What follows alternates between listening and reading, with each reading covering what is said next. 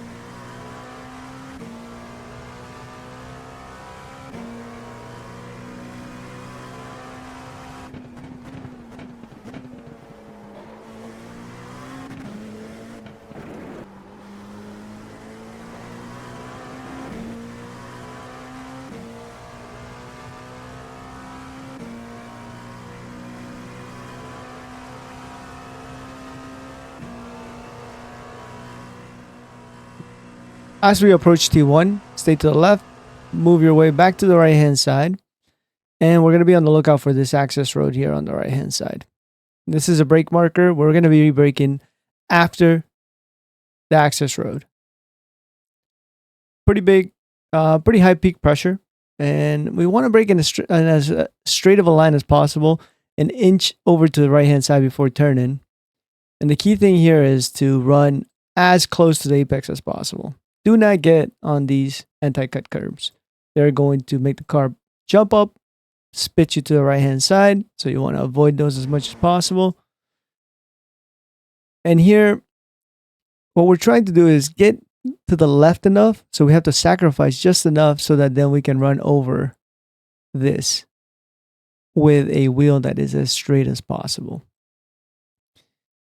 If you do it correctly, then you will be able to run out fairly wide here and keep a full throttle through this next section.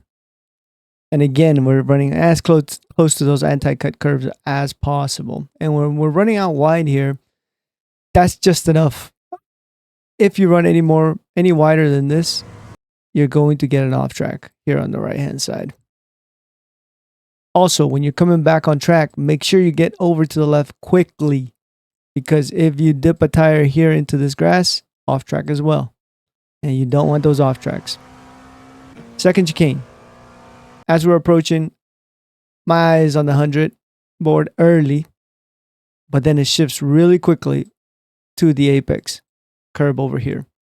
You got to be really intentional with where you're looking here, because the change of directions happen really quickly. And so we're going to be braking between the 50 and the 100 board. It just depends what you're comfortable with. Some people will brake later, some people will brake earlier. But start in the middle, see where you're at. Then work your way either forward or backwards. We turn in early because the goal is we want to run over this second anti-cut, right? And we don't want to run over it with a lot of brake on.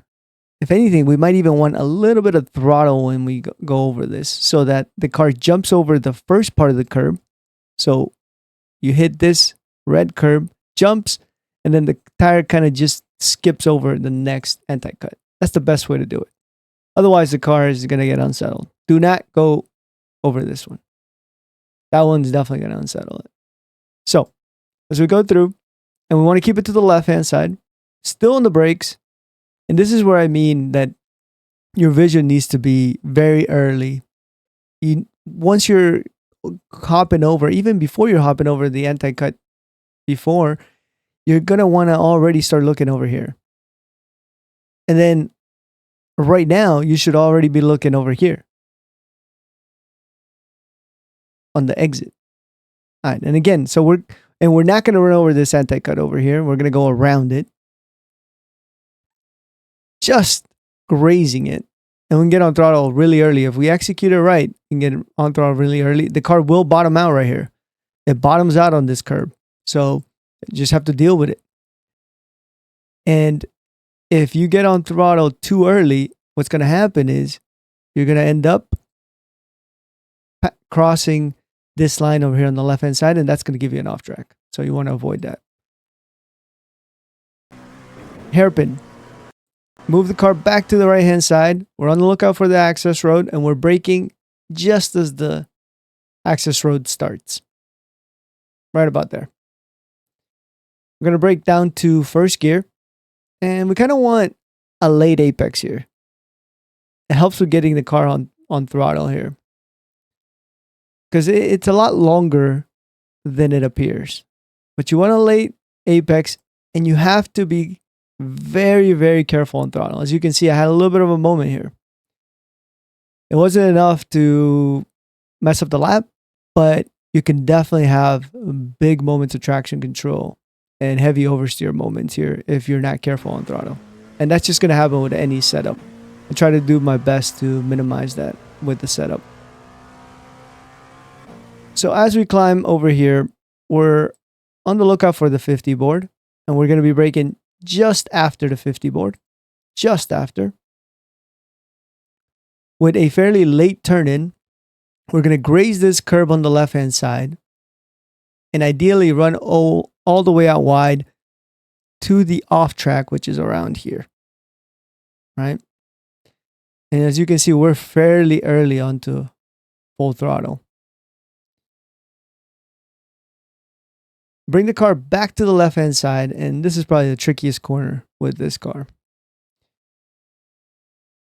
Most people are going to want to do this in first gear, but I suggest that you keep it in second.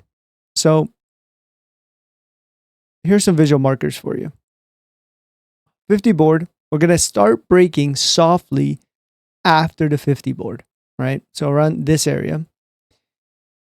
We're going to try to hit the first curb or just graze it on our way to the left hand side of the track, right?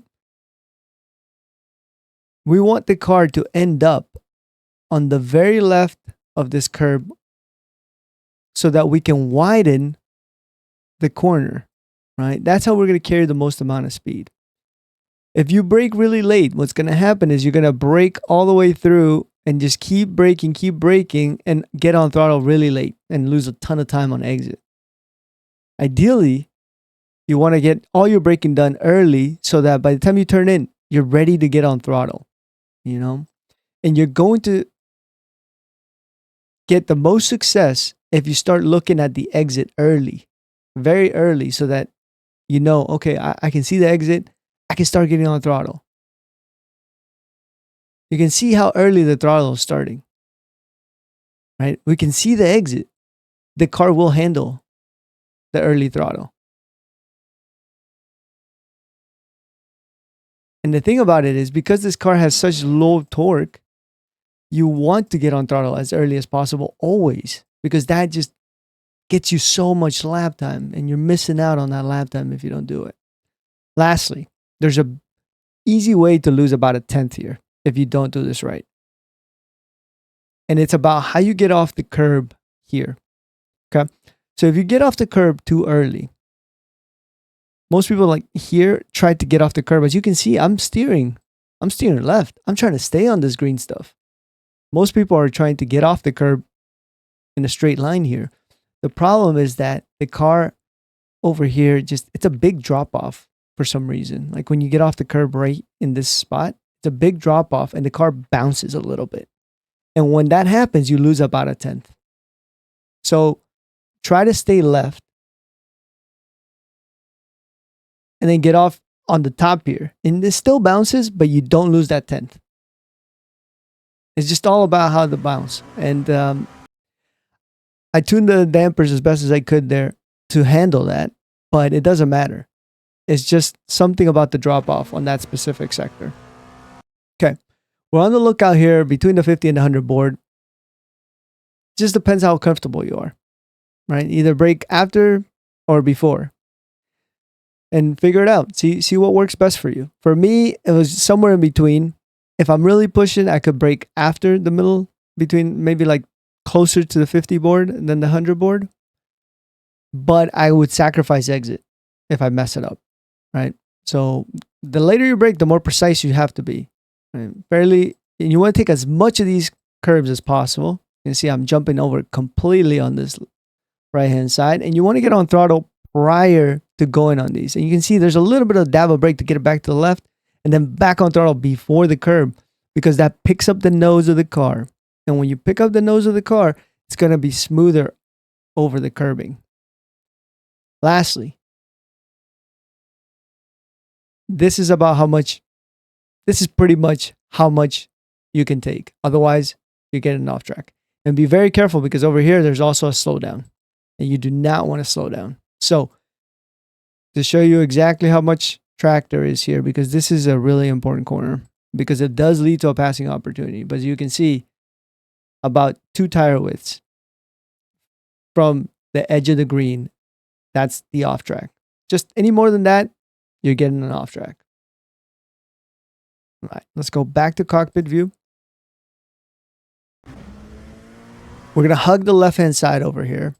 And we want to stay left as long as possible. A lot of people mess up here and kind of try to go diagonal through here. But then at the very last second, you're going to have to just steer quite a bit to the right to get through that kink. So what you want to do is you want to go to the left-hand side and kind of round it out so that then you can brake in a straight line with a balanced car. If you take a straight line diagonal through here, you're going to have to kink this quite a bit, and then the car's not going to be fully straight. It might be fully straight, but it's not going to be balanced, right? So more of the weight's going to be on the left-hand side because the car's still going to be leaning.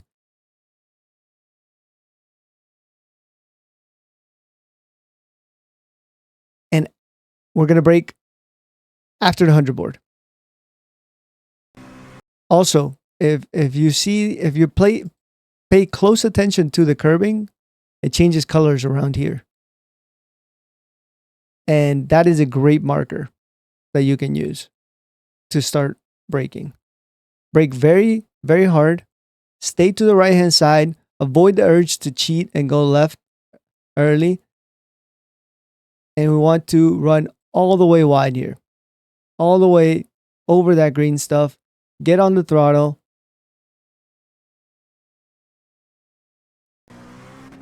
And we want to run all the way to the right-hand side. Pretty much all the way to the grass. Almost. There is an off track here, so you have to be careful. But if you don't maximize this, then you're going to have a tough time gaining lap time. You can see like the left-hand side tires are on the very edge of the red and white curb in here. I do miss this last corner. So turn in a little bit earlier than you see here, because we want to run over this curbing as well, just like we did on the last corner. We want to run over that. I missed it slightly because I wanted to carry more speed. So the lap could have been about probably like half a tenth faster. But I still was able to get a really good exit here. And again here, the off tracks are going to be killer. You got to know where the edge of the track is. It's really, really important. You can see just how much I can take. Your left-hand side tires need to stay on the red and white. I think that is the limit, the off-track limit. So left-hand side tires on the red and white. And just maximize that exit. T1 is the best passing opportunity. But really, this track is all about qualifying. It's very difficult to pass. Even at T1, because it's a chicane. You can attack, but it's fairly easy to defend in this track, and it's really hard to overtake. So work on your quality. Make sure you have a good qualifying. And be very careful with traffic. It's going to be difficult. But wish you good luck.